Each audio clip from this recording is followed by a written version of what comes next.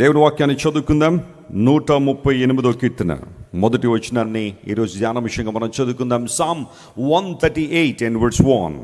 138వ కీర్తన మొదటి వచనాన్ని ఈరోజు ధ్యాన విషయంగా చదువుకుంటున్నాం. నేను నా పూర్ణ హృదయముతో నీకు కృతజ్ఞతాస్తుతులు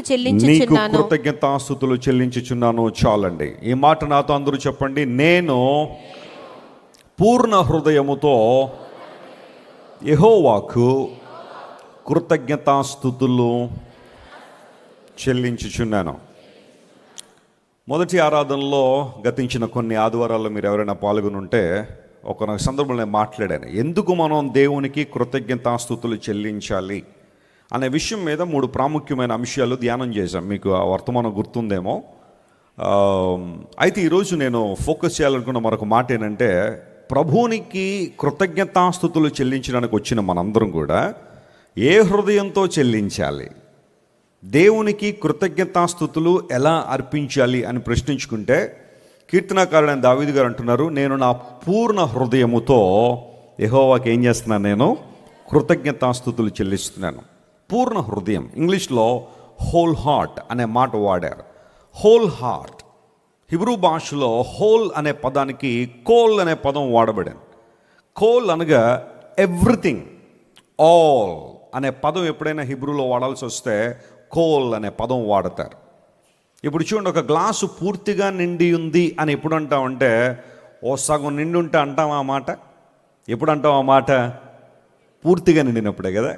ఒక బిందె పూర్తిగా నిండిందని ఎప్పుడు అంటామంటే, ఓవర్ఫ్లో అవుతున్నప్పుడు, ఆ నీళ్లు బయటికి పొర్లిపోతున్నప్పుడు బిందె నిండిపోయింది, ఆ ట్యాప్ దగ్గర నుండి తీసేయండి అంట. సగం నిండి ఉండగా బిందె నిండిపోయిందని తీసేయండి అని ఎవరు అనరు కదా. నిండుగా ఉండడం, జలాశయాలు నిండు కొండలా ఉన్నాయి అంటారు కొన్ని సందర్భాలు. వర్షాకాలంలో రిజర్వాయర్స్ అన్నీ కూడా వాటర్తో బాగా ఫుల్ అయి ఉంటాయి. ఇంకా వాళ్ళు ఏం చేస్తారంటే, ఆ వాటర్ని ఇంకా ప్రిజర్వ్ చేయలేక ఆ డ్యామ్ యొక్క గేట్లన్నీ కూడా ఎత్తేసి వాటర్ని దిగువ స్థలాలకు పంపించేస్తూ ఉంటారు. నిండడం, పూర్ణము లేదా పూర్తిగా అనే మాట. ఎప్పుడైనా మనం వివాహాలకు వెళ్తూ ఉంటే అక్కడ భోజనాలన్నీ అయిపోయిన తర్వాత డిజర్ట్ టైం వచ్చినప్పుడు కొంతమంది బూరెలు వేస్తూ ఉంటారు. ప్రాముఖ్యంగా ఆంధ్ర వంటల్లో బూరెలకు ఉన్న ప్రాధాన్యత మనకు తెలుసు. బూరెలు, గారెలు కదా. గారేమో ముందేస్తారు, బూరేమో చివరేస్తారు కదా. ఓకే. అయితే ఆ బూరెను కొన్ని ప్రాంతాల్లో పూర్ణాలు అంటారు.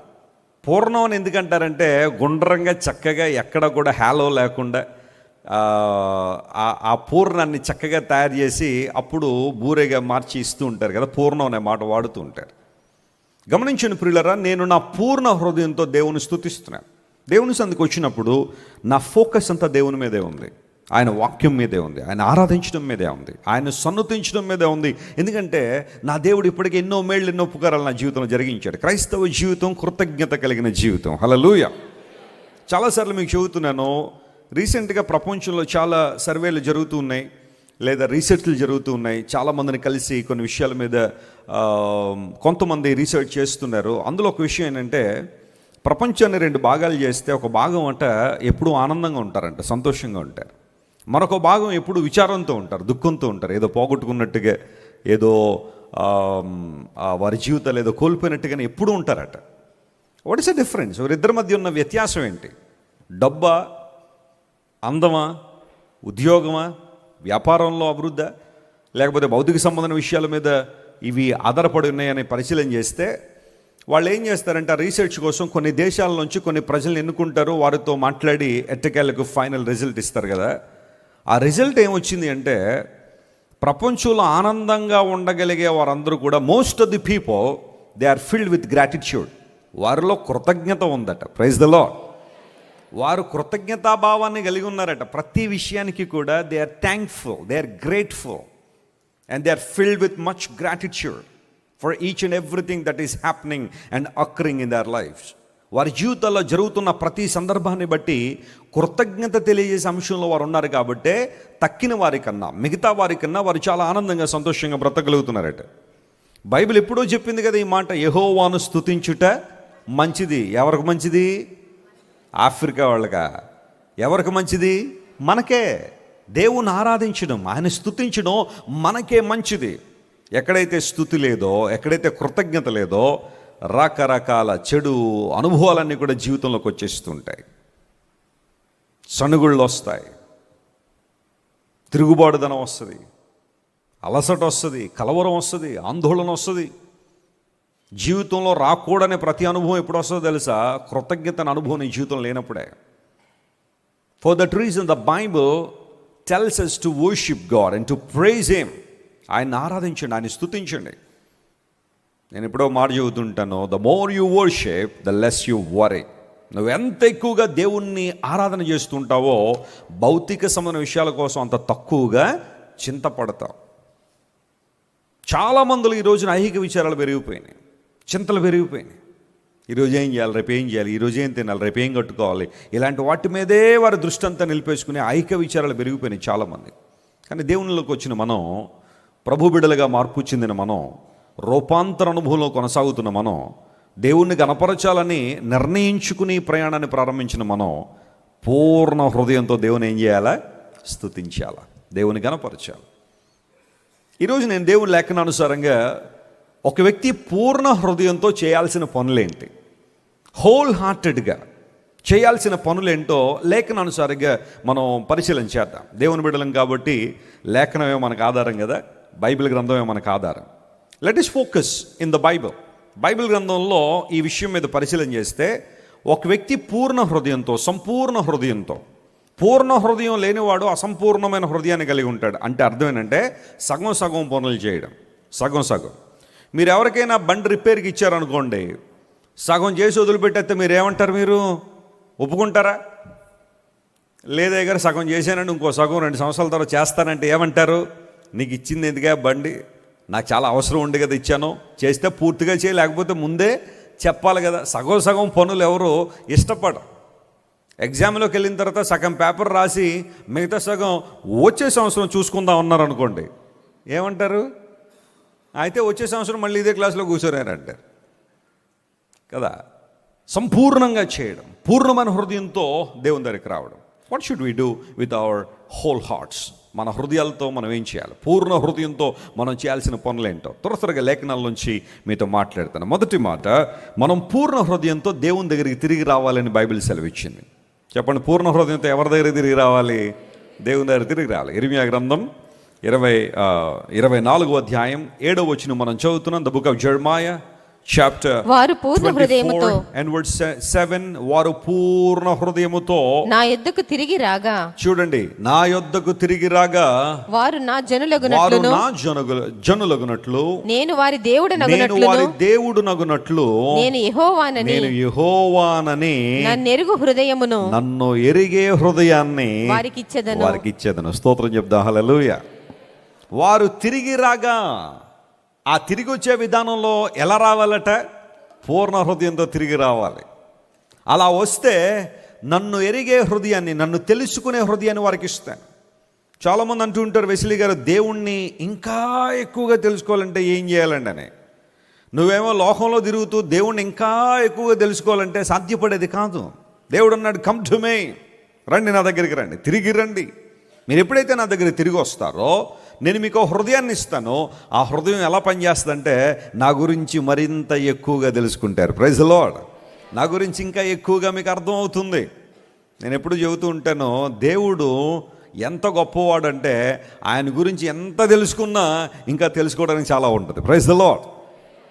ఎంత తెలుసుకున్నా, దేవునితో ఎవరు ఎన్ని సంవత్సరాల నుంచి అవినాభావ సంబంధం కలిగి ఉన్నా నేను ప్రభు గురించి అంతా తెలుసుకున్నానని చెప్పడానికి అవకాశం ఉండదేమో, ఇంకా తెలుసుకోవడానికి చాలా ఉంటుంది. ఆయన ప్రేమను అనుభవించడానికి, ఆయన గొప్పతనాన్ని కీర్తించడానికి, ఆయన ప్రభావాన్ని కీర్తించడానికి ఇంకా అనేక అంశాలు మిగిలే ఉంటాయేమో అనిపిస్తుంది నాకు. ఆయన అంత గొప్పవాడు ఆయన. అలాంటి గొప్ప దేవుని కలిగి ఉన్నందుకు నిజంగా మనం అతిశయపడాలి. రండి, తిరిగి వచ్చేయండి నా దగ్గరికి.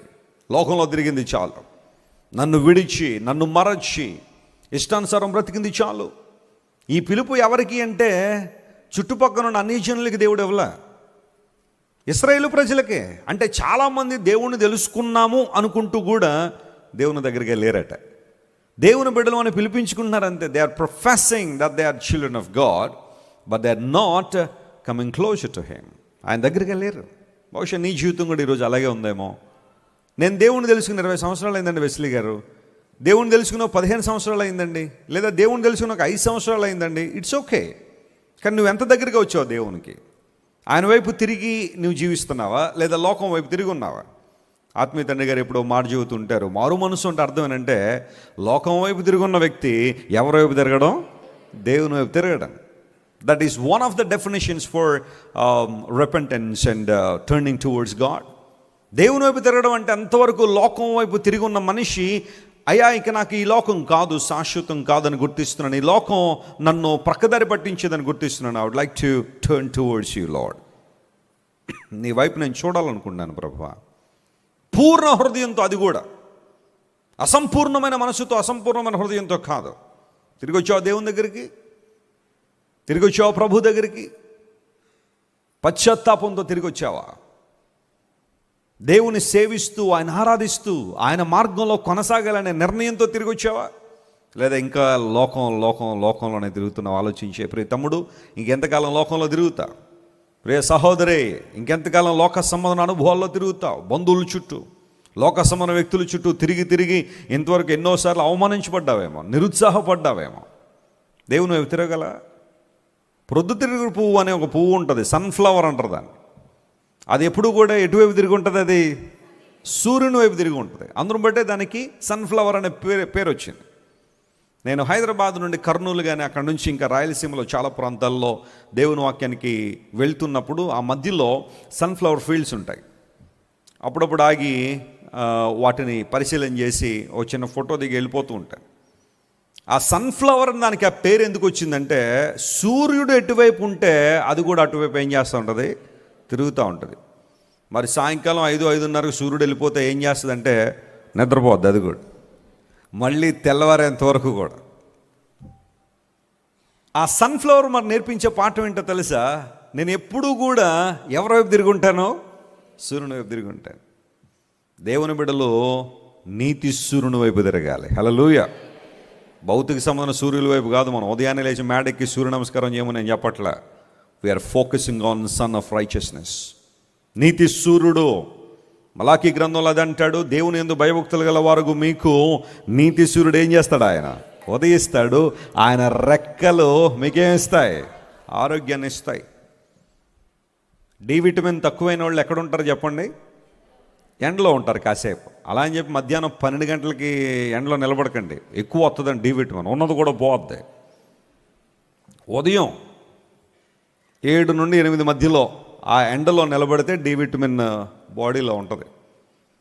అమెరికాలో కానీ వెస్ట్రన్ కంట్రీస్లో చాలామంది ఉదయం 7 నుంచి 8 ఎండలో ఉండలేక భోజనం తినతో ట్యాబ్లెట్ వేసుకుంటారు, డి విటమిన్ ట్యాబ్లెట్, సప్లిమెంట్స్ తీసుకుంటారు. అవకాశం ఉన్న వాళ్ళందరూ కూడా ఉదయం 7 గంటల నుంచి 8 గంటల వరకు ఎండలో పనిచేయడం లేకపోతే ఎండలో ఉండడం ద్వారా డి విటమిన్ అనేది పుష్కలంగా ఉంటుంది. కరోనా వచ్చినప్పుడు చాలామంది బలహీనపడిపోవడానికి కారణం దేహంలో డి విటమిన్ సరిగా లేదని చెప్పి కొంతమంది డి విటమిన్ ట్రీట్మెంట్ స్టార్ట్ చేశారు. ఉన్న మోతాదు కన్నా ఎక్కువగా డి విటమిన్ ఇవ్వడం ద్వారా కొంతమంది బ్రతుకుతారేమో అన్న ఆలోచన. ఒక ప్రొద్దుతూ తిరుగుడు పువ్వు సన్ఫ్లవర్ సూర్యుని చుట్టూ తిరిగినట్టుగానే క్రైస్తవుని జీవితం దేవుని చుట్టూ తిరుగుతుంది. ఆయన వైపు చూడడం, ఆయన వైపు తిరగడం. తిరిగి వచ్చావా? ఒకవేళ ఇంతవరకు నీ మూర్ఖత్వాన్ని బట్టి, నీ దుష్టత్వాన్ని బట్టి, నీలో రేగుతున్న పాపపు ఆశలను బట్టి, భోగేచ్ఛలను బట్టి లోకంలో పడి చెడి తిరిగి పతనమైపోయావేమో. Come back to God. రా దేవుని దగ్గరికి రా. జాన్ న్యూటన్ అనే దేవుని సేవకుడు దేవుని చేతిలో చాలా బలంగా వాడబడిన దైవజనుడు. జాన్ న్యూటన్ ఆయన పేరు. వాస్తవానికి ఆయన ఒక షిప్ నడిపే క్యాప్టెన్గా పనిచేసేవాడు. యూజువల్గా షిప్పుల్లో రకరకాలైన వస్తువులు లేకపోతే ఆహార పదార్థాలను చేరవేస్తూ ఉంటారు. కానీ ఆయన షిప్ కొంచెం ప్రత్యేకమైంది. అదేనంటే బానిసలను చేరవేసే షిప్ అది. పూర్వదినాల్లో నల్లవారికి తెల్లవారికి మధ్య ఒక వైరుధ్యం, ఒక డిస్క్రిమినేషన్ ఉండేది. నల్లవాళ్ళు ఆఫ్రికాలో ఉన్న వాళ్ళందరినీ కూడా, అసలు ఆ పదం కూడా వాడకూడదు, నల్లవారు అనే పదం కూడా వాడకూడదు, సందర్భం వచ్చింది కాబట్టి వాడుతున్నా. ఆఫ్రికన్స్ని చాలామందిని ఓడల్లో బంధించి, ఆ షిప్పుల్లో బంధించి తీసుకెళ్ళిపోయి ట్రేడ్ సెంటర్లు ఉండేవి, అక్కడ వరుసగా నిలబెట్టి అమ్మేవారు వాళ్ళు. ఎవరంత బలంగా ఉంటే వాళ్ళకి అంత డబ్బులు ఇచ్చేవారు పని చేయించుకోవడానికి బానిసలుగా. జాన్ న్యూటన్ కూడా అదే పరిస్థితుల్లో బానిసలందరినీ కూడా ఆ ఓడలో ఎక్కించుకుని తీసుకెళ్లే కెప్టెన్. ఓడ నడపడం మాత్రమే కాకుండా ఓడలో ఉన్న బానిస వారందరినీ కంట్రోల్ చేయడం కూడా అతని బాధ్యతే. భోజనం పెట్టేవాళ్ళు కాదు సరిగ్గా ఆ ప్రయాణం అంతట్లో కూడా. కానీ ఇమాజిన్, చేతులు కాళ్ళు కట్టేసి ఆ మూల పడేసి గుంపులు గుంపులుగా బానిసలందరినీ అక్కడ ఉంచేసి ఎప్పుడో గుర్తొచ్చినప్పుడు కొన్ని రొట్టు మొక్కలు విసురుతూ ఉంటే వారు ఆ రొట్టు మొక్కలే తిని కొన్ని నెలల పాటు ఆ ప్రయాణాన్ని మీరు ఊహించగలరా?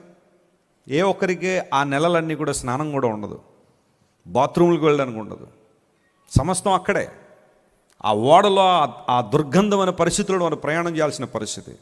వాళ్ళని కంట్రోల్ చేయడానికి వీళ్ళందరూ ఉండేవారు కొంతమంది. అలాంటి భయంకర పరిస్థితుల్లో ఉన్నప్పుడు John Newton, he was so rude and cruel, oppressing people, discriminating people. రంగును బట్టి వారిని అనగదొక్కే పరిస్థితుల్లో ఉండేవాడు. భయంకర బూతులాడుతుండేవాడు అటు వాళ్ళని తిట్టడానికి, మరి కొన్నిసార్లు వారిని కంట్రోల్ చేయడానికి బూతులాడుతుండేవాడు. ప్రేమ, దయ, జాలి ఇలాంటి పదాలకు అర్థం తెలియదు అతనికి. తెలిస్తే ఆ ఉద్యోగంలో ఉన్నాడు ఆయన. ఓడ వెళ్ళిపోతా ఉంది, సముద్రం మధ్యలోకి వచ్చిన తర్వాత తుఫాన్ రేగింది, లైఫ్ రిస్క్లో పడిపోయింది. అప్పుడు ఆలోచన చేశాడు, నేను చేస్తున్న పని ఏంటి, నేను వెళ్తున్న గమ్యం ఏంటి, ఈరోజు నేను చనిపోతే ఎక్కడికి వెళ్తాను ఆలోచన చేశాడు. ఆలోచన అతను దేవుని దగ్గర తీసుకొచ్చింది. ఓ చక్కని పాట రాశాడు ఆ తర్వాత కాలంలో. Amazing grace, how sweet the sound that saved a wretch like me. నాలాంటి wretch అనే మాటకు ఇంకా తెలుగు ట్రాన్స్లేషన్ దౌర్భాగ్యుణ్ణి, ఇంకా ఇంకా ఇంకా ఆ కేటగిరీలో ఏ పదాలు ఉంటే అవన్నీ వాడే ఇచ్చాను అనమాట. I'm just like wretch, but God saved me. ఒక పనికి మాలిన నన్ను, దౌర్భాగ్యుణ్ణైన నన్ను, పాపినైన నన్ను యేసయ్య రక్షించాడు. అమేజింగ్ గ్రేస్, దేవుని యొక్క గొప్ప కృప. ఆ శబ్దం వింటేనే ఎంత అద్భుతమైన మాట అది. Once I was lost but now I'm saved, once I was blind but now I see. ఒకప్పుడు నేను నశించిపోయాను కానీ ఇప్పుడు రక్షించబడ్డాను. ఒకప్పుడు నేను గుడ్డివాడిని, ఇప్పుడు చూస్తున్నాను. తన జీవిత పర్యంతం, తన తుది శ్వాస విడిచే వరకు కూడా దేవుని సేవలో కొనసాగాడు. గట్టిగా చప్పట్లు కొట్టి ప్రభునామమును మహిమపడదాం. హల్లెలూయా. నువ్వు తిరిగి వస్తే దేవుడు నిన్ను వాడుకుంటాడు, బలంగా వాడుకుంటాడు ఆయన. నీ జీవితం ఎంత దుర్భరమైంది ఆయన, నీ జీవితం ఎంత దౌర్భాగ్యమైంది ఆయన దగ్గర తిరిగి రావడంలోనే నీకు నాకు ఆశీర్వాదం ఉంది, దీవెన ఉంది. ఇప్పుడు పూర్ణ హృదయంతో ఎవరైతే దేవుని దగ్గర తిరుగుతారో, ఆయన దగ్గరికి వస్తారో, సత్యదేవుడు, నిజదేవుడు, ప్రాణం పెట్టిన దేవుడు, మరణాన్ని జయించి తిరిగి లేచిన యేసుక్రీస్తు ప్రభు దగ్గరికి ఎవరైతే తిరిగి వస్తారో వారి పక్షంగా దేవుడు చేసే కార్యం ఏంటో తెలుసా? ఇర్మియా గ్రంథంలో మరొక మాట చూపిస్తాను చూడండి. ఇర్మియా గ్రంథం 32వ అధ్యాయం 41వ వచనం తీయండి ఒకసారి. ఇర్మియా గ్రంథం 32వ అధ్యాయం 41వ వచనం. వారికి మేలు చేయుటకును, చూడండి దేవుడు చెబుతున్నాడు ఈ మాట, వారికి మేలు చేయుటకును వారి యందు ఆనందించుచున్నాను నా పూర్ణ హృదయముతో నా పూర్ణ ఆత్మతో ఈ దేశములో నిశ్చయముగా వారిని నాటెదను. దేవునికి స్తోత్రం చెప్దాం. హల్లెలూయా. పూర్ణ హృదయం నీకేనా, దేవుడికి లేదా? మనకే పూర్ణ హృదయం ఉంటే దేవునికి ఉండదా? దేవుడు అన్నాడు, నిశ్చయముగా వారిని నాటెదను. ఎందుకోసం తెలుసా? వారు నా వైపు తిరిగారు కాబట్టి నా పూర్ణ హృదయంతో, నా పూర్ణ ఆత్మతో నా ప్రజలను ఈ దేశంలో ఏం చేస్తాను? నేను నాటెదను. హల్లెలూయా. మనుషులమైన మనమే పూర్ణ హృదయంతో దేవుని దగ్గరికి వస్తేనట ఆయన కూడా పూర్ణ హృదయంతో మనల్ని ఏం చేస్తాడు? ఆయన ఆశీర్వదిస్తాడు. మనకు మేలు చేయుట యందు దేవుడు ఏం చేస్తాడట? ఆయన ఆనందిస్తాడట. కీడు చేడుల్లో కాదు దేవునికి ఉన్న ఆనందం. మన పాపాన్ని బట్టి, మన దౌర్భాగ్య జీవితాన్ని బట్టి కొన్నిసార్లు మన మీద కీడులు కుమ్మరించబడాల్సిన పరిస్థితి ఉన్నప్పటికీ కూడా తన కృప ద్వారా దేవుడు మనల్ని జ్ఞాపకం చేసుకునే వాత్సల్య సంపూర్ణుడైన దేవుడు, కృపా సమృద్ధి కలిగిన దేవుడు.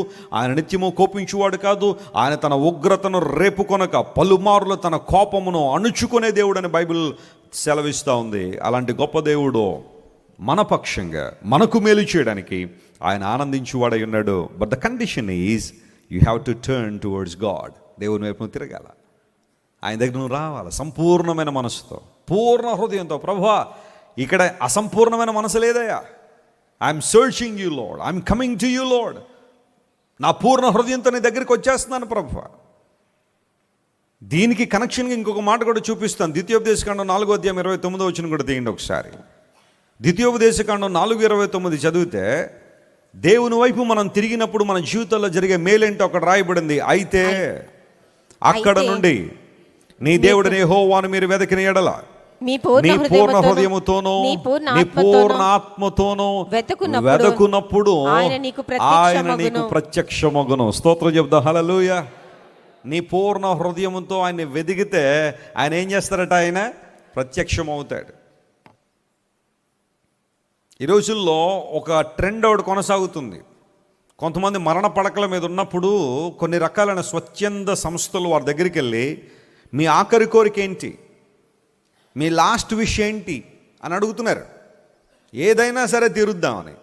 కొంతమంది అన్నారు, నేను పోలీస్ అవ్వాలనుకున్నాను కానీ ఎందుకు అవ్వలేకపోయానండి, కొంచెం నేను పోలీసుగా నేను చూసుకోవాలనుకుంటున్నానంటే గబగబా మార్కెట్లోకి వెళ్ళి పోలీస్ డ్రెస్ ఒకటి పట్టుకొచ్చి వేసేసి ఫోటోలు తీసేసి, ఇదిగో పోలీస్ అయితే నువ్వు ఇలా ఉండేవాడివి అని చెప్పి చూపించి వారి చివరి కోరికను తీర్చేవాళ్ళు ఉంటారు. నేను ఒక లాయర్ అవ్వాలనుకున్నానండి అంటే గబగబా లాయర్ గారి బట్టలు ఏమైనా ఉంటే తీసుకొచ్చి వేసేసి, నేను ఒక సినిమా యాక్టర్ని కలవాలని ఆశపడ్డానికన్నా నా జీవితంలో ఆ పని జరగలేదు, would you please help me to meet that person. వెంటనే ఆ సినిమా యాక్టర్ ఫోన్ చేసి, సార్ ప్రాణం పోయేలాగా ఉందని మిమ్మల్ని చూడాలనుకుంటుందండి, లేదా చూడాలనుకుంటున్నా, ఒకసారి రండి అంటే వాళ్ళు పనులన్నీ పక్కన పెట్టి వాళ్ళని చూడడం, ఇలాంటివన్నీ జరుగుతూనే ఉన్నాయి. దేవుని బిడ్డల యొక్క కోరిక ఏంటి అంటే, మీరు దేవుని వెదుకున్నప్పుడు ఆయన మీకు ఏమవుతాడట? ఆయన ప్రత్యక్షం అవుతాడు. మనలో చాలామందికి దేవుణ్ణి చూడాలని ఆశ ఉంటుంది కదా.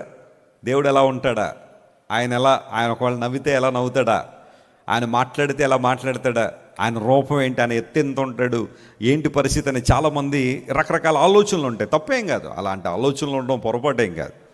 కానీ కొన్ని కోరికలు మనకి ఈ భూమి మీద ఉన్నప్పుడు నెరవేరవు, కొన్ని పరలోకంలో నెరవేరుతాయి. హల్లెలూయా. పరలోకం వెళ్ళిన తర్వాత ఆయన్ను ముఖాముఖిగా చూస్తామట. మనం దేవుణ్ణి ముఖాముఖిగా చూసే అనుభవాన్ని దేవుడు మనకి ఇస్తాడు. అయితే ఈ లోకంలో మరి దేవుని ప్రత్యక్షత మనకు అనుగ్రహించబడలేదంటే అనుగ్రహించబడ్డాయి. లేఖనాల ద్వారా దేవుని చూస్తున్నాము, దేవుని యొక్క స్వరాన్ని వినడం ద్వారా ఆయన మాధుర్యాన్ని మనం అనుభవిస్తున్నాము. We see God in different ways. కానీ ముఖాముఖిగా మనం దేవుణ్ణి, ఆయన పూర్ణ మహిమ, ఆయన ప్రభావము, ఫుల్నెస్ ఆఫ్ హిస్ గ్లోరీ మనం చూడాలంటే నిత్యరాజ్యంలో ఆయనతో పాటు ఉండాలి. అయితే ఈ భూమి మీద ఆయన మనం ఎలా చూడగలుగుతున్నాం, ఆయన ఎలా ప్రత్యక్షమవుతున్నాడు? లేఖనాల ద్వారా దేవుడు మనకు ప్రత్యక్షమవుతున్నాడు. ఆయన మీరు ఆయనను వెతికినప్పుడు, వెన్ యు సీక్ గాడ్. ఉదయాన్నే లేచి మనం వెతికేవేంటి? వేటి కోసం ప్రోకులాడుతున్నాం? వేటి కోసం మన ప్రయాస? దేవుని వెతుకుదామా?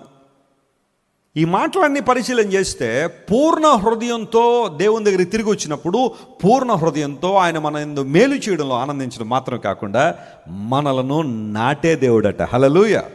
మనల్ని పెళ్ళగించేసేవాడు కాదు ఆయన. మన పెళ్ళగించేసి నీ బాధలే నువ్వు పడని చెప్పి ఎక్కడో దూరంగా విసిరేసేవాడు కాదు ఆయన. నాటేవాడట ఆయన. మనందరినీ కూడా సంఘంలో నాటాడా లేదా ఆయన? సంఘం అనగా ఉద్యానవనం. It's a garden. Church is not a wilderness, it's not a forest. సంఘం అంటే అడవి కాదు, ఇది అరణ్యం కాదు. సంఘం అనగా తోట. ఈ తోటలో మనందరం ఏం చేయబడ్డాం చెప్పండి? నాటబడ్డాం. We are on the same ground, rooted in the same ground, experiencing the same privileges. దేవుని సంఘంలో మనందరం కూడా ఒకటై ఉన్నాం. దేవుడు పరమ నుండి చూస్తున్నప్పుడు మనలో భేదాలు లేవు. రంగు భేదం, చదువు ఉందా లేదా, డబ్బు ఉందా లేదా, ఇలాంటి భేదాలు సంఘంలో లేవు. We're all one in Christ. మనందరం కూడా క్రీస్తు ప్రభువులో ఒకటై ఉన్నాం. అందరూ ఒకటేనండి వెస్లీ గారు, అయితే మీరు దిగిపోండి నేను వాకింగ్ చెప్తానంటే కొన్నిసార్లు కుదరదు. ఎందుకంటే మరి ఆ బాధ్యత దేవుడు మాకు ఇచ్చాడు కాబట్టి సంఘ నాయకత్వం, సంఘ క్రమం ఒకటి ఉంటుంది. అందరం ఒకటే కాదంట్లా, కానీ సంఘ క్రమం ఒకటి ఉంది కాబట్టి ఆ క్రమాన్ని మనం ఫాలో అవుతున్నాం, సంఘ నాయకత్వం. But when God sees everybody, we are all equal in the sight of God. పురుషుడని స్త్రీ అని కూడా ఏమి లేదట, భేదం లేదు.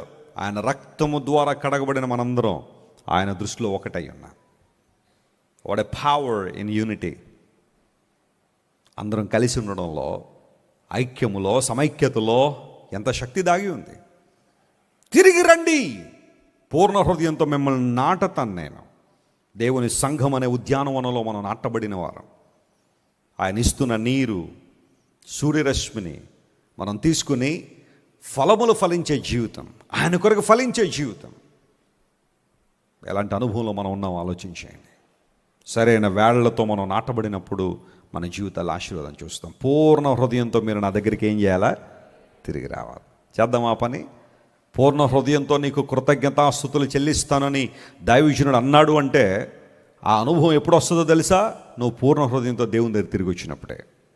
రెండో మాట దగ్గరికి వద్దాం. చూడండి, పూర్ణ హృదయంతో మనం చేయాల్సిన మరొక పని ఏంటి అంటే, యేసు ప్రభువు వారు ఈ లోకంలో ఉన్నప్పుడు ఆయన కింగ్డమ్ డైనమిక్స్ ఆయన తెలియజేశారు. దేవుని రాజ్య విషయాలు ప్రభువు ప్రకటించారు. నూతన నిబంధన బోధ చాలా ప్రాముఖ్యమైన బోధ. Ultimate teaching of Jesus is this. Matthew chapter 22 and verse 37. మత్తయి సువార్త 22వ అధ్యాయం 37వ వచనాన్ని చదివితే దాంట్లో ఈ మాట ఉంది. అందుకైన నీ పూర్ణ హృదయముతోను, చూడండి ఆ మాట అండర్లైన్ చేసుకోండి. అది కదా మనం ఆలోచన చేస్తుంది. నీ పూర్ణ హృదయముతోను, నీ పూర్ణ ఆత్మతోను, నీ పూర్ణ ఆత్మతోను, నీ పూర్ణ నీ పూర్ణ మనస్సుతోను, నీ దేవుడైన ప్రభువును ప్రేమింపవలెను. చెప్పండి, ఏం చేయాలా? ప్రేమించాలా. ఎప్పుడు దేవుడు నన్ను ప్రేమిస్తాడని అడగడం మాత్రమే కాదు, మనం కూడా ఎవరిని ప్రేమించాలట. ఇది వన్ సైడ్ లవ్ కాదు. ఇది దేవుని దగ్గర ఏ లవ్ లేదు చెప్పండి. వన్ సైడ్ కాదు ఇది. God is expecting 2 side love. ఇద్దరు వైపు నుండి ఉండాలి ప్రేమ. ఫిబ్రవరి 14 మొన్న అయిపోయింది. ప్రేమ అనే మాట చాలా ఎక్కువగా వినబడిన రోజు అది. మనుషులందరూ చాలా బిజీగా గ్రీటింగ్ కార్డ్స్ కావచ్చు, గులాబీ పువ్వులు కావచ్చు, మరొకటి కావచ్చు, ఎవరికి తోచినట్టుగా వారు అడ్వర్టైజ్మెంట్లు, ఎవరికి కావాల్సినట్టుగా వారు పరిస్థితులన్నీ. నేను ఎక్కడో ఒక అడ్వర్టైజ్మెంట్ చూస్తున్నాను, ఫిబ్రవరి 14 మీరు ప్రేమించే వారి కోసం ఇన్సూరెన్స్ కట్టండి అన్నాడు ఆయన. అమ్మ, ఇక్కడ కూడా బిజినెసే అనుకున్నాను. ఎందుకోసం? మీరు ప్రేమించడం అంటే గులాబీ పువ్వు ఇస్తే సాయంకాలం వాడిపోద్ది. ఇన్సూరెన్స్ అయితే చచ్చిపోయాక ఏమవుతాయి? డబ్బులు వస్తాయి. వాళ్ళ తాపత్రయం వాళ్ళది. ప్రతి దానిలోనూ కూడా ఏదో ఒక ఆపర్చునిటీ వెతుక్కునే లక్షణాలు కొంతమందిలో ఉంటాయి. ఇన్సూరెన్స్ కట్టడం తప్పు నేను అంటలా. నేను కూడా చిన్నయో పెద్దయో కట్టాను. అయితే ఫిబ్రవరి 14 అనగానే, ప్రేమ అనగానే చాలామందికి అర్థమైంది లోక సంబంధమైన ప్రేమ. But the Bible says you must love God. You ought to love God. నువ్వు నేను దేవుణ్ణి ప్రేమింపబద్ధులమై ఉన్నాం. కారణం ఏంటి అంటే, మొదట ఎవరు ప్రేమించారట మనల్ని? ఆయనే ప్రేమించారు. 1 John chapter 4 and verse 19, the Bible says God loved us first, for that we have to love him. దేవుణ్ణి మనం ఎందుకు ప్రేమించాలి అని ఎవరైనా అడిగితే బైబిల్ ఇచ్చిన ఆన్సర్ ఏంటో తెలుసా? నువ్వు దేవుణ్ణి ఎందుకు ప్రేమించాలంటే, మొట్టమొదటిగా ఆయన నిన్ను ఏం చేశాడు? ప్రేమించాడు కనుక. ప్రేమ అక్కడి నుంచే స్టార్ట్ అయింది కనుక. ప్రేమ ఆయన దగ్గర నుండే ఉద్భవించింది కనుక. వాస్తవానికి మన దౌర్భాగ్య స్థితిని బట్టి దేవుడు మనల్ని ప్రేమించాల్సిన అవసరం లేనేలేదు. But God chose to love us. Not only choosing, but he expressed his utmost love on the cross of Calvary by laying down his life as a sacrifice. మనందరి కోసం బలిదానంగా తన ప్రాణాన్ని అర్పించేశారు. యేసు ప్రభు నీకు ఒక గులాబీ పువ్వునో, లేకపోతే ఒక గ్రీటింగ్ కార్డునో, లేకపోతే మరొక చిన్న బహుమానాలు కాదు ఇచ్చింది.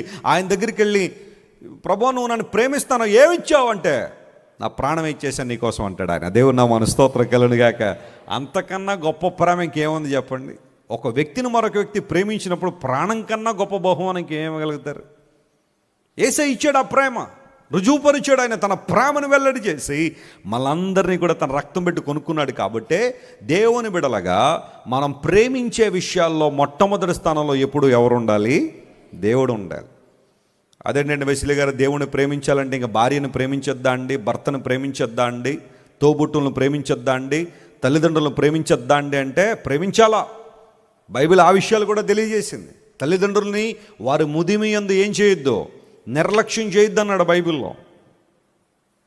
నీ తల్లిదండ్రులను ప్రేమించాలా, భార్యను ప్రేమించాలా, భర్తను ప్రేమించాలి, పిల్లలను ప్రేమించాలి. కానీ ఇవన్నీ ఎవరి తర్వాత? దేవుని తర్వాత. Christianity is talking about priorities. ప్రాముఖ్యత ఏంటి? ఆ ప్రాముఖ్యము అనే ఆ లిస్టులో దేవునికి నువ్వు మొదటి స్థానం ఇచ్చావా, లేకపోతే అన్నీ ప్రేమించేసిన తర్వాత ప్రభు చివరిలో కొంచెం ఈ చిన్న ప్రేమతో అడ్జస్ట్ అయిపోయినా? యేసయ్య నీకు చిన్న ప్రేమ ఇచ్చాడు. ఆయన తన ప్రేమనంతా నీ మీద కుమ్మరించాడు కదా.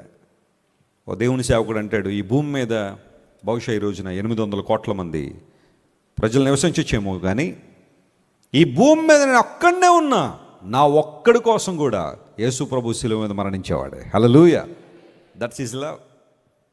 నా ఒక్కడి కోసం కూడా తన ప్రేమను ఆయన వెల్లడి చేసి ఉండేవాడే. ఒక్కడే ఉన్నాడు, ఫోన్లో ఇతని కోసం నేను వెళ్ళడం ఎందుకని దేవుడు అనుకోలేదట.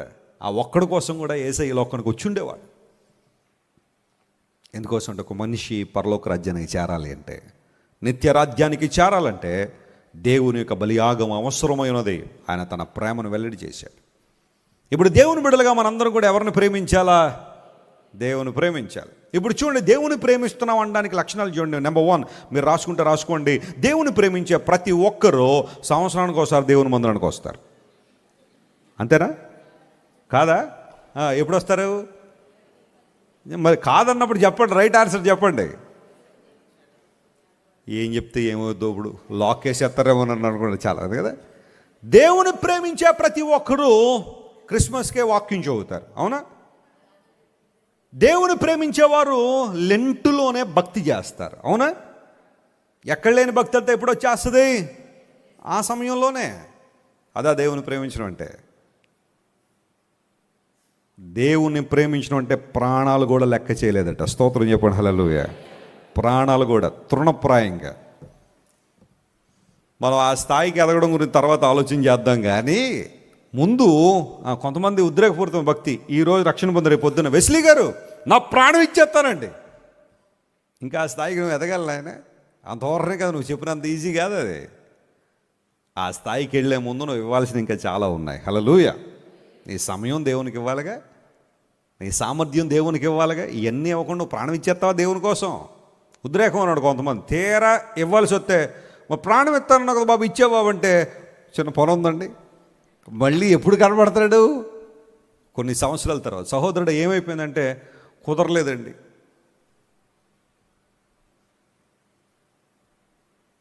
నా ప్రాణం ఉన్నంత వరకు నేను ప్రేమిస్తాను ఆయనని దేవుని సన్నిధిలో పాటలు పాడతాం, కానీ నిజంగా ప్రాణప్రదంగా దేవుని ప్రేమించగలుగుతున్నామా?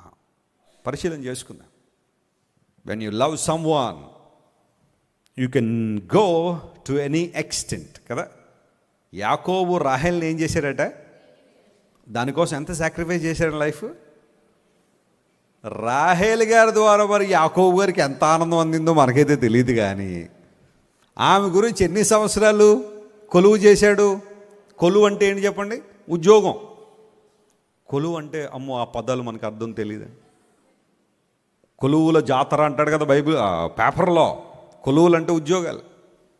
20 సంవత్సరాలు రాహేల్ కోసం ఉండిపోయాడు. వెళ్ళాడు, రాహేల్ని చూడగానే ఇష్టమైంది. And Rachel was so beautiful, no doubt about it. చూడగానే రాహేల్ కావాలనుకున్నాడు. అంగరంగ వైభవంగా పెళ్లి జరిగింది. మార్నింగ్ చూసేసరికి రాహేల్ స్థానంలో ఎవరున్నారు? వాళ్ళ అక్క ఉంది, లేయా. నేను వచ్చింది రాహేల్ కోసం కదా. మామా ఎక్కడున్నావు? లేయా అని పెట్టావేంటి అంటే, కుదరదు నాయన, మరి మా సాంప్రదాయం ఒకటి ఉంది, పెద్ద అమ్మాయికి అవ్వకుండా చిన్న అమ్మాయికి చేయకు. మరి ఏం చేయమంటావు? రాహేల్ కావాలంటే ఇంకొక 7 సంవత్సరాలు ఉద్యోగం చేసేయి అన్నాడు. 7 కాస్త ఎంత అయింది ఇప్పుడు? 14. మరి ఇప్పుడు ఒక భార్యను పోషించడమే చాలా కష్టం అవుతుంది ఈ రోజుల్లో. 2 నగిలించుకున్నాడు. ఎవరు? యాకోబు గారు. ఇదేమన్నా చిన్న విషయమా? మరి ఇప్పుడు 2 పోషించాలంటే మళ్ళీ ఏం కావాలి? ఆస్తి కావాలి, మందలు కావాలి, డబ్బులు కావాలి. అందును బట్టి మంద నిమిత్తం ఇంకొక 6 సంవత్సరాలు, టోటల్గా 20 సంవత్సరాలు టైము. పరిపూర్ణమైన యవ్వనంలో ఉన్నాడు యాకోబు. తన యవ్వనాన్ని, తన సమయాన్ని ఎండకు ఎండాడట, మంచుకు తడిసిపోయాడట. యాకోబు గారు బాధలన్నీ మనం చూస్తే అన్నీ చెప్పుకుంటూ వచ్చాడు. మీ నాన్న 10 సార్లు, నీవు 10 సార్లు నా జీతాన్ని ఏం చేశావు? మార్చేశావు. అయినా ఓపి పట్టాను. జీతం మారిందంటే పెరుగుద్దా తరుగుద్దా? పెరుగుద్ది కదా. సెంట్రల్ గవర్నమెంట్ ఉద్యోగస్తులందరికీ శుభవార్త, జీతాలు మారుతున్నాయంటే అందరూ కూడా చప్పట్లు కూడా వేస్తారు. స్టేట్ గవర్నమెంట్ జీతాలు మారుతున్నాయంటే అందరూ కూడా థ్యాంక్ గాడ్ అనుకుంటారు. అయితే ఇంటికి వెళ్ళిన తర్వాత ఇప్పటిదాకా నీకు 50,000 వస్తుంది, ఇప్పుడు నుంచి 35,000 అన్నారు అనుకోండి, హాస్పిటల్ అన్నీ ఫుల్ ఆ రోజు హార్ట్ అటాక్లో. ఎందుకంటే మరి ఈ డబ్బులు వస్తాయని చెప్పు కదా, లోన్లు తీసేసుకుని ఈఎంఐలు కట్టడానికి, అవి కట్టడానికి, ఇవి కట్టడానికి ప్లాన్లన్నీ వేసేసి ఇప్పుడు తగ్గించేసారనే పరిస్థితి ఎలా ఉంటుంది? యాకోబు గారు డిసప్పాయింటెడ్. ప్రతిసారి మామగారు వచ్చి అల్లుడా జీతం పెంచుతున్నానంటే, అమ్మ జీతం పెంచుతున్నాడు మా మామ ఎంత మంచోడు అనుకున్న పరిస్థితుల్లో చెప్పండి, 1000 రూపాయలు కాస్త ఎంత అయిపోయింది? 900. 900 కాస్త ఎంత అయిపోయింది? 800. అలా కొంతసేపటికి వచ్చేసరికి అల్లుడు ఒక గుడ్ న్యూస్, ఏంటది? రేపు నుండి జీతం లేదు నీకు. But he waited patiently. You know why? He loved someone. లాభం లేకపోయినా ప్రేమించాడు. కారణం ఏంటో తెలుసా? ఆ ప్రేమలో స్వచ్ఛత ఉంది కాబట్టి. చాలాసార్లు మనం దేవుని ప్రేమిస్తాం ఎప్పుడు? అన్నీ బాగున్నప్పుడు, ఆరోగ్యం ఉన్నప్పుడు, రోజు వెంబడి రోజు దేవుడు ఆశీర్వాదాలు ఇస్తున్నప్పుడు. ఏదైనా ఒక నింద ప్రభు కోసం రాగానే చాలా కష్టం అండి, ఇంక నేను భక్తి జీవితంలో జీవించలేకపోతాను, చాలా నిందలు అనుభవించేస్తానండి అని వెనక్కి వెళ్ళిపోయాడు లేరా కొంతమంది? నీకు ఆశీర్వాదాలే కావాలా? శ్రమపడడం వద్దా దేవుని కోసం? ఒక నింద గాయలేవా? ఎవరో అవమానించారు నువ్వు ప్రభువుని వెంబడిస్తున్నందుకు, బైబిల్ పట్టుకుని వస్తూ ఉంటే ఎవరో నీ మీద అపహాస్యం చేశారు అని నేను అందుకనేనండి బైబిల్ తీసుకురానండి. వెస్లీ గారేమో బైబిల్ దండి అంటాడు ఆయన. నేను తీసుకొస్తుంటే ఎంతమంది అపహాస్యం చేస్తున్నారు. Consider it as a blessing. దేవుని నిమిత్తం ఎవరైనా ఒక్క మాట నీకన్నా, నిన్నన్నా, పరలోకంలోని బహుమానం ఏమవుతుందంటే అది విశ్వాస నేత్రాలతో చూడాలి పరిస్థితులు. మనం కృంగిపోవద్దు ఎప్పుడు కూడా, అధైర్యపడద్దు. దేవుడు నీ జీవితంలో మేలు చేసే దేవుడు. షకీనా గ్లోరీ యొక్క తన స్కూల్ టైంలోనే సండే స్కూల్ చెప్పడం ప్రారంభించింది. స్కూలింగ్ చేస్తున్నప్పుడు 8th క్లాస్ 9th క్లాస్ చదువుతున్న సండే స్కూల్. ఎంతమంది చిన్నపిల్లలను ప్రభు దగ్గర తీసుకొచ్చిందో నాకు తెలుసు. ఏ పని చేసినా ఒక ఎంతూజియాజంతో చేస్తుంది.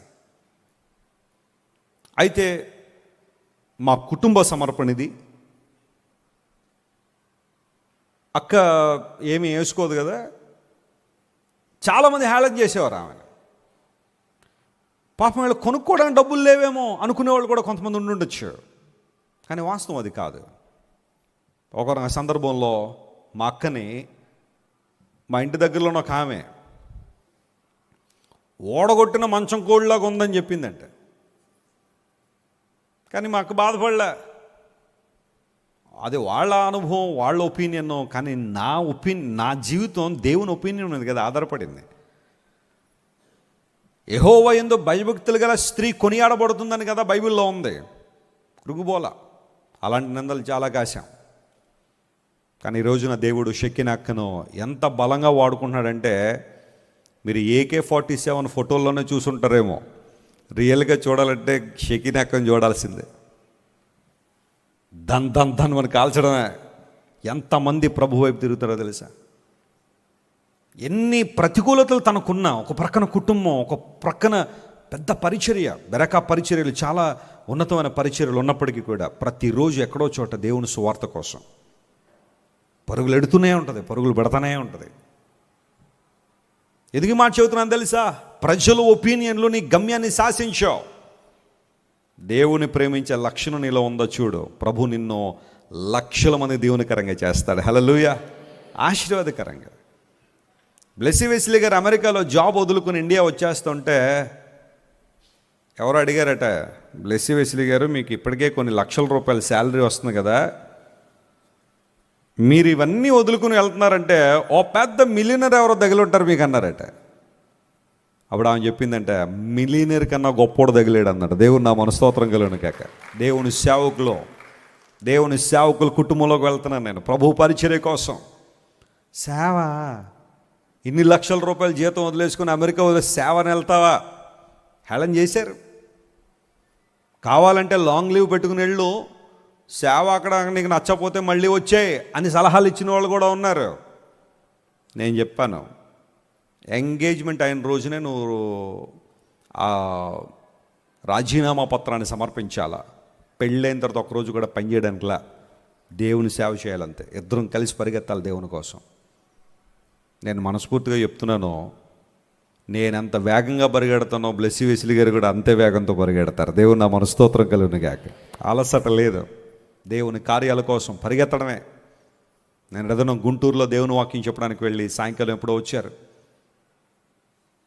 దేవుని కార్యాల కోసం ఎందుకు ఈ మాట చెబుతున్నాను తెలుసా? ప్రజల ఒపీనియన్లు, ప్రజల యొక్క ఆలోచనలు ఎప్పుడు నీ గమ్యాన్ని నిర్దేశించావు. What you have to do, love your God, do everything by love. నువ్వు ఏది చేసినా ప్రేమతో చేయి.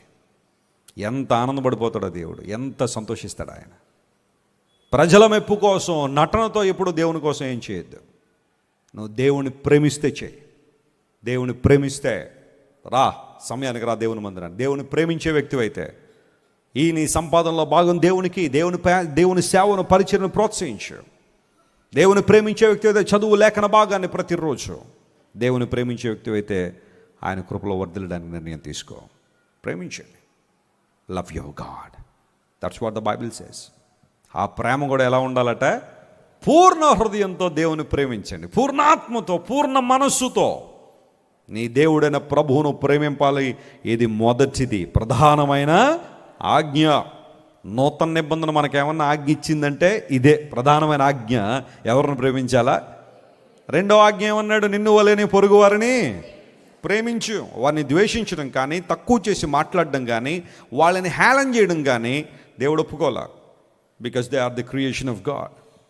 ఇఫ్ యూ ఇన్సల్ట్ సంబడి, నువ్వు ఎవరినైనా ద్వేషిస్తున్నావంటే, లేదా బాడీ షేమింగ్ చేస్తున్నావంటే, కొంతమంది బాడీ షేమింగ్ చేస్తూ ఉంటారు. కొంతమంది శరీరాల మీద జోకులు వేసే వాళ్ళు చాలామంది ఉంటారు.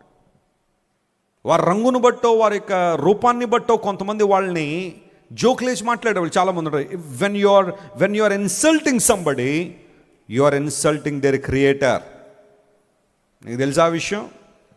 దేవుడు కదా వారిని సృష్టించింది, దేవుడు కదా వారిని సృష్టించి ఈ లోకంలో ఉంచింది. నువ్వు ఒక వ్యక్తిని ఇన్సల్ట్ చేస్తున్నావంటే ఈవెన్చువల్గా నువ్వు ఎవరిని ఇన్సల్ట్ చేస్తున్నావు? సృష్టికర్తని ఇన్సల్ట్ చేస్తున్నావు. Look at everybody as the creation of God. ప్రతి ఒక్కరూ దేవుని సృష్టి. ప్రార్థన చేద్దాం. కొంతమంది బహుశా లోక సంబంధ వ్యక్తులు నీ గురించి చెడ్డగా మాట్లాడి ఉండొచ్చు. వాళ్ళు మాట్లాడారని మనం మాట్లాడాం కదా.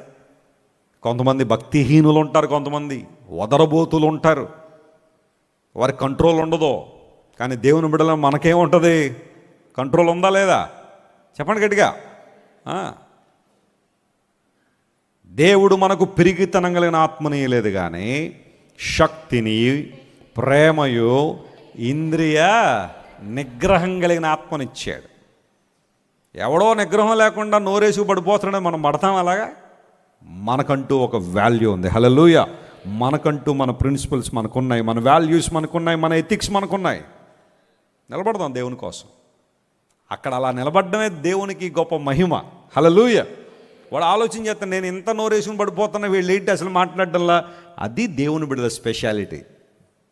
కొంతమంది వదరబోతులు ఉన్నారు ఈ రోజుల్లో, యూట్యూబ్లో, ఇన్స్టాగ్రాముల్లోనూ. వాళ్ళు ఏదో పెద్ద చేసేసినట్టుగా ప్రతి చోటకి వెళ్ళి దేవుని సేవకుల్ని, దేవుణ్ణి వదరబోతులో భయంకర మాటలు, అనకూడని మాటలు, అపహాస్యపు మాటలు మాట్లాడడం. ఆ మాటలు మాట్లాడలేరా దేవుని బిడ్డలు? నీకే వచ్చా ఆ స్కిల్? అలా మాట్లాడడం నీకు ఒక్కడికే వచ్చాయి, మిగతా వాళ్ళకి రాదా? కంట్రోల్లో ఉన్నాం కాబట్టి. హల్లెలూయా. పరిశుద్ధాత్మ దేవుడు నేర్పించిన ఒక అద్భుతమైన అనుభవం అది. నోరేసుకుని పడిపోవడం ఎవడైనా పడతాడు, కంట్రోల్ చేసుకున్నవాడే క్రైస్తవుడు. గట్టిగా చప్పట్లు కొట్టి దేవుని మహిమపరచండి. హల్లెలూయా. That's what the Lord has given us, a spirit of self control. What an amazing God we are serving. Shall we love God more than anything else? ప్రేమిద్దాం. దేవుని ప్రేమించాలి, పూర్ణ హృదయంతో దేవుని ప్రేమించాలి. ఇంకా చాలా విషయాలు ఉన్నాయి, త్వరగా అవుట్లైన్స్ ఇస్తాను చూడండి. పూర్ణ హృదయంతో మనం చేయాల్సిన పనులు: దేవుని దగ్గరికి పూర్ణ హృదయంతో తిరిగి రావాలి. రెండవది, పూర్ణ హృదయంతో ఆయన ఏం చేయాలా?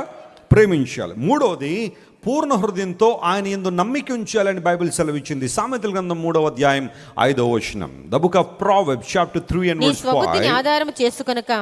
సామెతల గ్రంథం 3వ అధ్యాయం 5వ వచనం. నీ స్వబుద్ధిని ఆధారము చేసుకొనక నీ పూర్ణ హృదయముతో యెహోవా యందు. చెప్పండి, యెహోవా యందు ఏముంచాలా? నమ్మకం ఉంచాలి. ఆ మాట అండర్లైన్ చేసుకున్నారు కదా, పూర్ణ హృదయం అనే మాట. నీ పూర్ణ హృదయముతో దేవుని యందు ఏముంచాలి? నమ్మకం ఉంచాలి. లోకం ఏమంటదంటే సీ అండ్ బిలీవ్ అనే మాట వాడుతుంది. ముందు చూడండి, ఆ తర్వాత నమ్మండి. గడి డిటర్జెంట్ అంటాడు ఒక ఆయన వచ్చి. ముందు చూడండి, ఆ తర్వాత ఏం చేయండి? వాడండి. లోకం ఎప్పుడు అదే అంటది, ముందు చూడు తర్వాత నమ్ము అని. కానీ దేవుడు ఏమంటాడో తెలుసా? ముందు నమ్ము, ఆ తర్వాత చూస్తావు. హల్లెలూయా. దేవుని రాజ్య నియమాలు లోకానికి వ్యతిరేకంగా ఉంటాయి. లోకం అనుకున్నట్టుగా దేవుడు పనిచేయడు, దేవుడు అనుకున్నట్టుగానే దేవుని బిడ్డలు పనిచేయాలి. హల్లెలూయా. ఇది మనం జాగ్రత్తగా గమనించాలి. లోకం ఏమంటదంటే నువ్వు ఏదైనా నమ్మాలి అంటే ముందు ఏం చేయాలి? నువ్వు చూడాలి, ఆ తర్వాత నమ్మాలి. కానీ దేవుడు ఏమన్నాడు తెలుసా? ముందు నువ్వు నమ్ము, ఆ తర్వాత నువ్వు చూడగలిగిన వాటిని నేను ఏం చేస్తావు? నువ్వు చూస్తా. మార్తతో యేసయ్య చెప్పిన మాట అదే కదా, అమ్మా నమ్ముట, నీవు నమ్మితే ఎవరు మహిమను చూస్తావు? ఆమె ఏమంటుంది? దేవుని మహిమ ముందు కనుపరచబడితే అప్పుడు నేను నమ్ముతాను అన్నట్టుగా కొంతమంది ఉంటారు. కానీ దేవుడు ఏమన్నా తెలుసా? ముందు నువ్వు నమ్మేయి, ఆ తర్వాత నా కార్యాలు ఏం చేస్తావు? చూస్తావు. నమ్మేసాయి. ఈ రాయి దొర్లించండి, ఈ రాయి పొర్లించండి అన్నాడు యేసు ప్రభువారు. ఎక్కడ అంటే లాజరు సమాధి దగ్గర. నేను బేతనీ వెళ్ళినప్పుడు ప్రతిసారి లాజరు గారి సమాధి దగ్గరికి వెళ్ళొస్తాను. అంటే ఆ సమాధి దగ్గర దొల్లేసి పడిపోయి వర్షిప్ చేయడానికి కాదు, చూసి రావడానికి. అదొక గుహ. ఆ లోపల లాజరు గారిని పెట్టారు బేతనీ అనే ఆ గ్రామంలో. ప్రభువారు లాజరును బయటికి తీసుకురావాలన్న ప్రణాళిక ఆయనకు ఉంది. లాజరు అప్పటికే చనిపోయి 3 రోజులు అయిపోయింది. ప్రేత వస్త్రాలు చుట్టేశారు, ముఖానికి కూడా రుమాలు చుట్టేశారట. జూయిష్ ట్రెడిషన్ ప్రకారం చనిపోయిన మృతదేహానికి వారు నారబట్ట చుడతారు. అది కొన్ని 100 మీటర్లు చుట్టేస్తారు. అలా చుట్టూ ఓపుకున్నంత వరకు చుడతానే ఉంటుంది అని ఆ మృతదేహానికి. ఎప్పుడైనా కొరపడంతో బయటకు వచ్చి ఇంక రాడేమనిపిస్తుంది. అలా అలా అలా కట్టేస్తారన్నమాట వాళ్ళు. అంత భయంకరంగా కట్టేసిన తర్వాత అప్పుడు తీసుకెళ్ళి భూస్థాపన చేస్తారు, వాటి మీద కొన్ని సుగంధ ద్రవ్యాలు పోసి. లాజర్ను కూడా ఎంతవరకు కట్టగలరో కట్టి కట్టి కట్టి కట్టి అలసిపోయిన తర్వాత తీసుకెళ్ళి సమాధిలో పెట్టేశారు. ముఖానికి కూడా ఏమేశారట? రుమాలు చుట్టేశారట. ప్రభువారు లాజరు సమాధి ముందు నిలబడి అన్నాడు, అమ్మా నువ్వు నన్ను నమ్మితే, విశ్వాసం ఉంచితే ఆ రాయి దొర్లించండి.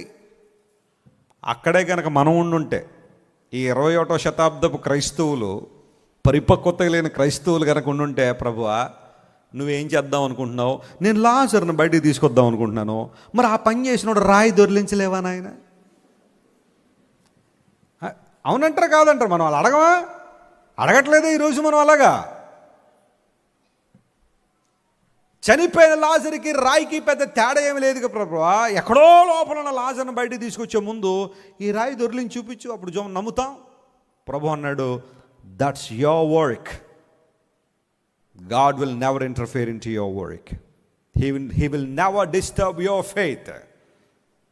నీకు నమ్మకం ఉంటే నువ్వు చేయాల్సిన పని మొదలు చేయి, ఆ తర్వాత ఆయన చేయాల్సిన పని. మనం చేయాల్సిన పనులన్నీ కూడా మన రీచ్లోనే ఉంటాయి. స్తోత్రం చెప్పండి, హల్లెలూయా. రాయి పొర్లించడం ఏదన్నా పెద్ద పని అండి? దేవుడు ఇలా అన్నాడా? లాజర్ నేను బతికించాలంటే చంద్రమండలంలో జరపండి అన్నాడు ఆయన. అది ఎలా అనుంటే మనం జరపగలవా? నువ్వేం చేయగలవు? అదే స్మాల్ థింగ్స్ బై ఫెయిత్. చిన్న చిన్న పనులే విశ్వాసంతో చేద్దాం. చిన్న చిన్న మాటలే విశ్వాసంతో మాట్లాడదాం. మనం చేసే చిన్న ప్రార్థనే విశ్వాసంతో చేద్దాం. మనం చేసేది ఇచ్చేది చిన్న కానుకే విశ్వాసంతో ఇద్దాం. ఆయన కోసం నడవాల్సి వస్తే మనం వేసే ఆ బుడిబుడి అడుగులైనా కానీ విశ్వాసంతో వేద్దాం. దేవుడు అదే కోరుతున్నాడు. What ever you can do from your side, do it. Rest of the things I will do. నువ్వు చేయాల్సిన పని ఏదో నువ్వు చేయి విశ్వాసంతో. ఆయన చేయగలిగే విశాలమైన పనులు ఆయన చేస్తాడు. మనం ఎక్కడ ఆగిపోయామంటే, ప్రభువా లాజరును బయటకు వచ్చాను, దేవుడు నన్ను రాయి తీసేయమ్మా ముందు.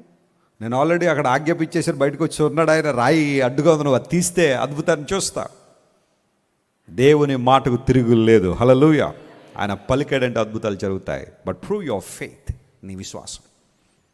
నేను ఎప్పుడు ఏది మాట్లాడినా విశ్వాసంతోనే మాట్లాడతాను. ఎప్పుడు అవిశ్వాసం మాటలు నా నోటి నుండి రావు. I always speak by faith. నా దేవుని యందు విశ్వాసం ఉంచి మాట్లాడతాను. నేను ఎన్నో అద్భుతాలు చూశాను, ఎన్నో ఆశ్చర్యకార్యాలు. ఈరోజు నువ్వు కూడా చూడాలనుకున్నావా? నీ స్వబుద్ధిని ఆధారం చేసుకొనక దేవుని యందు నమ్మిక ఉంచు. ఈ నమ్మిక ఎలా ఉండాలంటే పూర్ణ హృదయంతో నమ్మిక ఉంచు.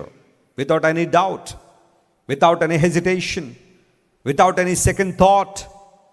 Just trust your lord who is capable of doing everything in your life. నీ జీవితంలో మృతమైపోయిన పరిస్థితుల వల్ల తిరిగి బ్రతికించగలిగిన దేవుడు. కుటుంబ పరిస్థితులు చేజారిపోతున్నాయా? విశ్వాసం ఉంచి దేవుని సన్నిధిలో ప్రార్థించే, ప్రభువా నీ శరణు కోరుతున్నాను ప్రభువా, నా కుటుంబాన్ని బాగు చేయ ప్రార్థన చేయి. దేవుడు నీ విశ్వాసాన్ని ఆనర్ చేస్తాడు. ఆర్థికంగా చితికిపోయావా? చేయి, దేవుని నమ్మిక ఉంచు. ప్రభువా నన్ను నిలబెట్టగలిగిన వాడు నువ్వు ఒక్కడవే ప్రభువా. లోకంలో చాలామంది ఈ విషయంలో నన్ను మోసం చేశారు, కానీ lord bless me to be a blessing. నేను అనేక మందికి ఆశీర్వాదకరంగా ఉన్నట్లుగా నన్ను ఆశీర్వదించు ప్రభువా అని దేవుని సన్నిధిలో ప్రార్థన చేయగలవా? నమ్మకం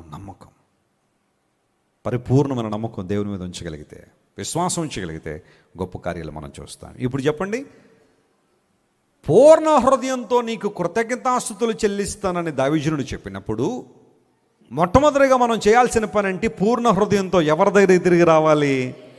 దేవుని దగ్గరికే తిరిగి రావాలి. ఎందుకంటే ఆయనే మన నాయకుడు, మన పోషకుడు, మన సమస్తం ఆయనే, మన సృష్టికర్త ఆయనే. కాబట్టి తిరిగి వస్తే ఎవరి దగ్గరికి రావాలి? ఆయన దగ్గరికి రావాలి. అప్పుడు ఆయన పూర్ణ హృదయంతో మనల్ని ఏం చేస్తాడట? ఆయన నాటతాడు. నాటెదను అన్నాడు కదా ఆయన. స్టెబిలిటీ మనకిస్తాడు, స్థిరత్వాన్ని మనకిస్తాడు. తన సంఘములో మనందరినీ చేర్చాడు ఆయన. ఒకప్పుడు ఇష్టానుసారంగా తిరిగిన మనము ఇప్పుడు సంఘ క్రమంలో నాటబడ్డాం. సంఘం అనే తోటలో మనం నాటబడ్డాం. ఎంత మంచి దేవుడు ఆయన.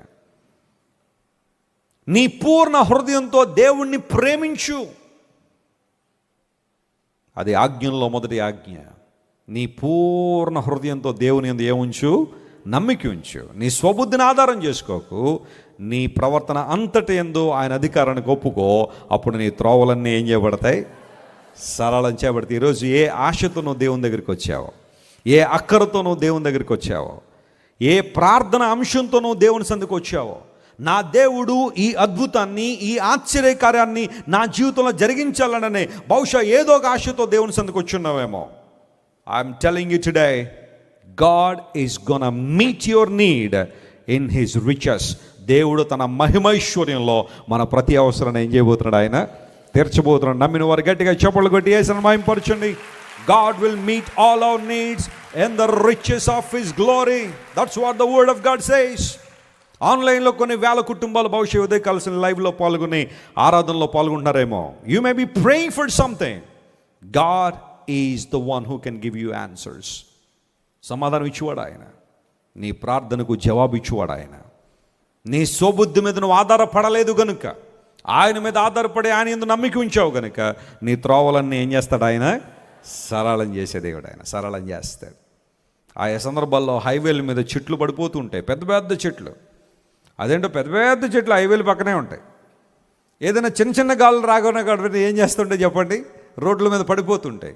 అప్పుడు ఆ చెట్లను కట్ చేసే కట్టర్స్ ఉంటారు కదా, వాళ్ళు రావాలి. వాళ్ళు వచ్చి ఆ చెట్లను ఏం చేస్తుంటారు చెప్పండి? కట్ చేసి లేదా క్రేన్లు పట్టుకొచ్చి వాటిని తొలగించి మార్గాన్ని సరళం చేస్తారు.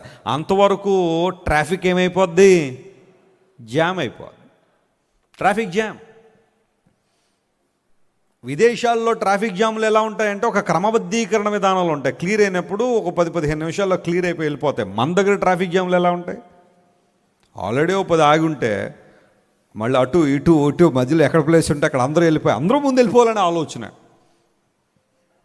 ఆ జామ్ క్లియర్ అయినా కానీ ట్రాఫిక్ క్లియర్ అవుతుంది. ఎందుకంటే అందరూ ఎదురు బుదురు వచ్చి తప్పుకో, నువ్వు తప్పుకో, నేను తప్పుకున్నది నేను వెళ్ళను అన్నట్టుగా మళ్ళీ అక్కడ గొడవలు, గందరగోళాలు, దెబ్బలాటలు, కొట్టుకోవడాలు ఇవన్నీ చాలా ఉంటాయి కదా అక్కడ.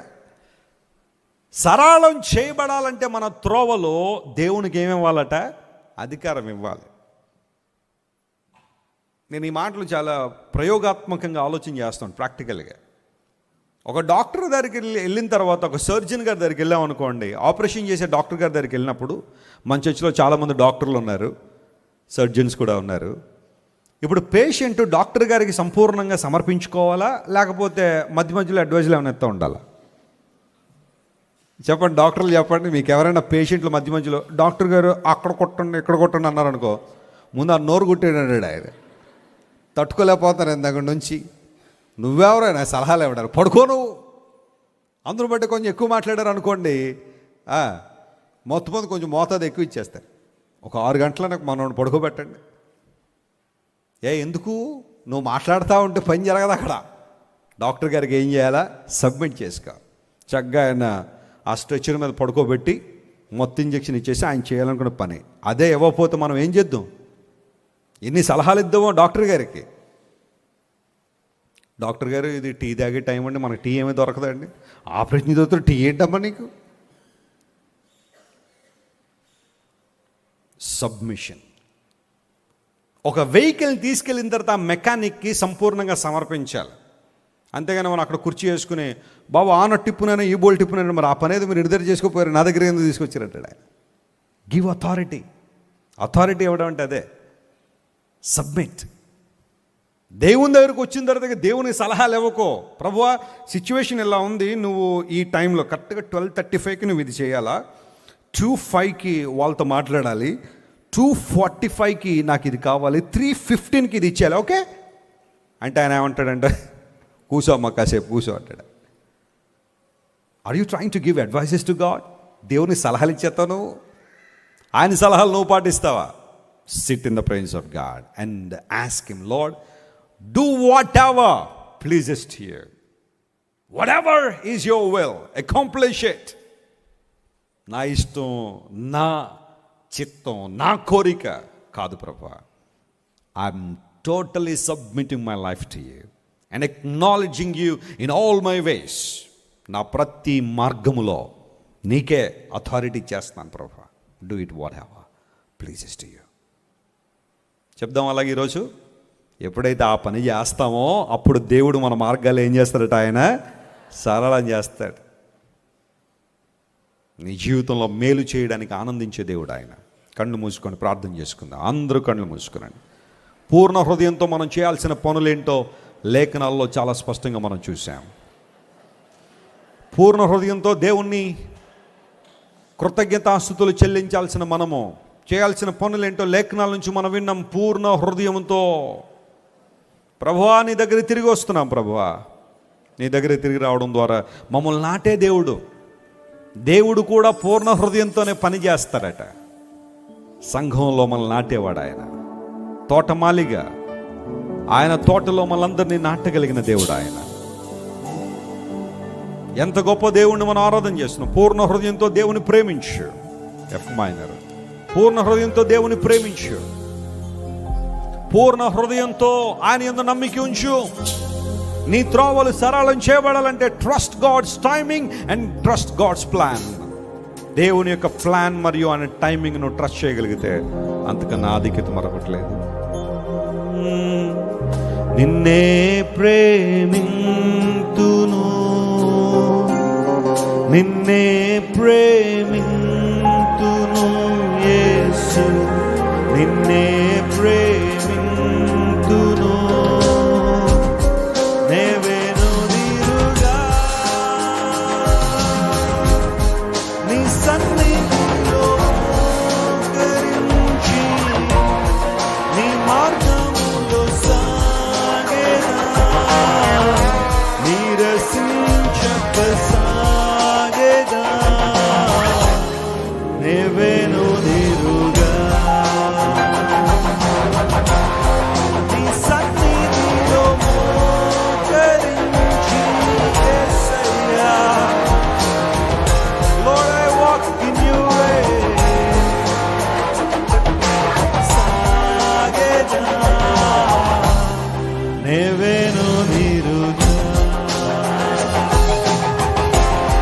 నిన్నే ఆరాధింతును. Lord, we worship you. ఆరాధింతును, నేవెనుదిరుగా నీ సన్నిధిలో మోకరించి పరిశుద్ధాత్ముడా నీ మార్గం గమ్యం ప్రభువా.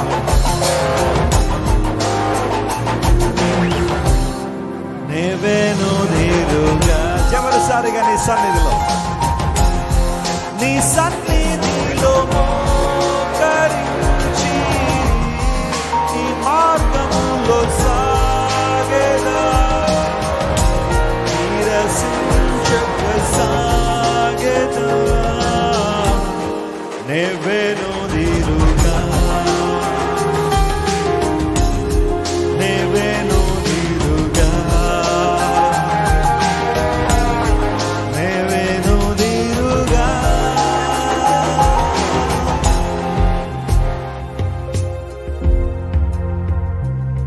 ప్రభు అపూర్ణ హృదయంతో తిరిగి వస్తే వారి యందు మేలు చేయడానికి ఆనందిస్తున్న నేను నా పూర్ణ హృదయంతో వారిని ఈ దేశంలో నాటుదును అని వాగ్దానం చేశాను. ఆ వాగ్దానాన్ని ఈరోజు ఈ వాక్యాన్ని విన్న మా ప్రియులందరి మీద ప్రకటిస్తున్నాం. ప్రభువా, నీవు మమ్మల్ని నాటే దేవుడు గనుక నీకు స్తోత్రాలయ్యా. మమ్మల్ని పెరికి వేయలేదు గనుక నీకు స్తోత్రాలు ప్రభువా. మా దౌర్భాగ్యతను బట్టి ఎన్నోసార్లు మేము పెరికి వేయబడాల్సిన వారమే కానీ నీ కృపా సమృద్ధిని బట్టి, వాత్సల్య సంపూర్ణుడు అయిన నీ ప్రేమను బట్టి నాయన మమ్మల్ని నిలబెడుతున్నావు, ఫలింపజేస్తున్నావు, నీ కొరకు వాడుకుంటున్నావు. అందును బట్టి నీకు వందనాలు. పూర్ణ హృదయంతో ప్రేమించడానికి, పూర్ణ హృదయంతో నేను నమ్మిక ఉంచడానికి సహాయం చేయండి. ఈ వాక్యాన్ని విన్న ప్రతి ఒక్కరి జీవితంలో గొప్ప వెలుగు ప్రసరించును గాకని ప్రకటిస్తున్నాం ప్రభువా. మేలులతో నింపండి. ఆధ్యాత్మిక జీవితంలో ప్రతి ఒక్కరికి స్థిరత్వాన్ని మీరు దయచేయండి. యేసు నామం పేరిట అడిగి వేడుకొనుచున్నాము తండ్రి. ఆమెన్.